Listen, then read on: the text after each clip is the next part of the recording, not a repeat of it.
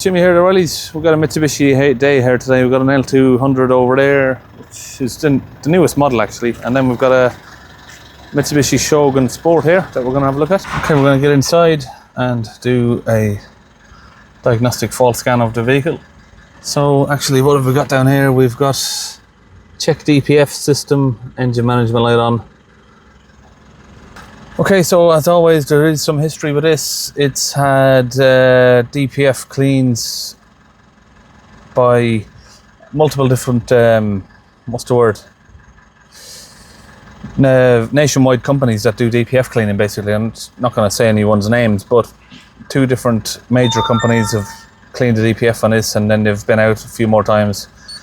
And they're saying they don't know what's wrong with it, and that it might need a new DPF. Customer's not really convinced, literally because first they told them it needed cleaning, then they said it needed cleaning again, and they didn't clean it properly first time. Then they said it was his driving, but after it was cleaned the second time, he just drove it down the motorway. 100 miles later, DPF light come back on. So we need to find out what's going on, basically, not just clean the DPF. The DPF will block up if there's something else wrong. So if you clean it, the clean will only last 100 or so miles until you get a soot accumulation again, if there's an underlying issue, basically. Okay, so we've got fault codes, engine torque input refusal, rain sensor, DPF soot accumulation and DPF overloading. Okay, so we're just looking through some of the live data, just seeing what information we have basically regarding the DPF on this. DPF pressure sensor, 37 grams of soot, 45 millibars of pressure, so a very, very blocked DPF. So this was cleaned not so long ago, and the question is, why is it blocked again? So I don't know how clean the DPF was. Now they told them it was clean when they cleaned it, but I don't know how clean it was. Maybe it wasn't clean. So my question is, at the minute, will I try and clean it and confirm the DPF can be cleaned and that the DPF's not broken, basically?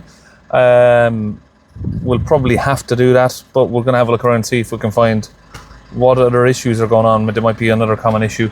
Common issues on these is oil dilution, the oil level getting too high, so maybe they haven't reduced the oil level, and that will cause these issues again, or boost leaks. So let's get the smoke machine and see if we can find anything wrong. Okay, we're using a smoke machine. This will push smoke into the engine at pressure.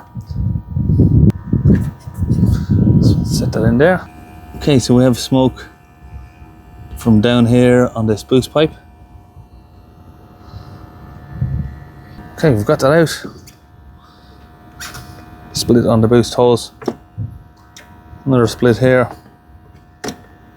Is that 1, 2, 3 different cracks on that boost line. Okay, so we've got a boost hose here. We're going to fit this to it.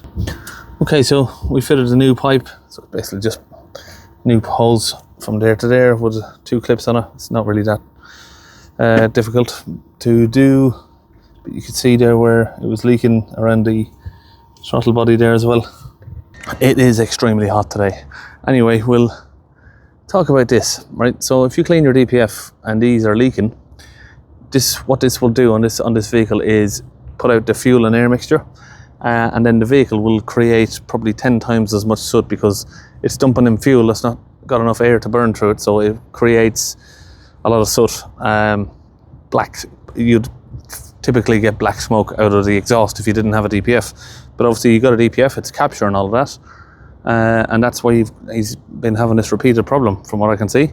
No one seems to have spotted that. Again, nobody seems to have themselves a pretty simple tool, which is a smoke testing machine. Pretty basic stuff. If someone done that in the 5 or 6 previous attempts at the vehicle, then it wouldn't have went through all this much hassle, basically. Okay, so we did get these in a pair, so we changed both left and right. Okay, so we're going to come in this direction now to the DPF pressure sensor. Get this off so we can add some cleaner into it.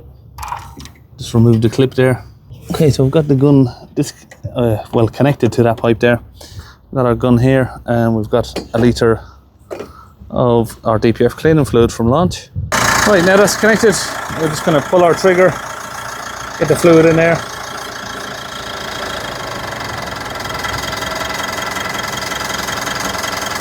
Okay, now we've got the fluid in, we're back in the vehicle, so it's down to 20 HPA so far. So we've literally just put the fluid in. We're going to hold the revs up now and see how low we can get the pressure. Hopefully we want it down around sort of 5 millibars area.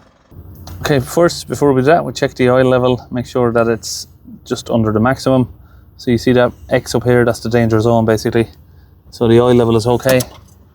Now what we can do is come into the special functions here, and we will do DPF exchange service. So the DPF is now locked out because it got so blocked. It's not going to let you reset the fault codes unless we do this. Right, now that will allow us to clear the fault codes. We can go back to our live data. And if we start the vehicle up now, I'm not sure if that's actually worked or not, but we might need to, no, it still says check the DPF. Okay, so we just basically tried that again. Now it's worked that time.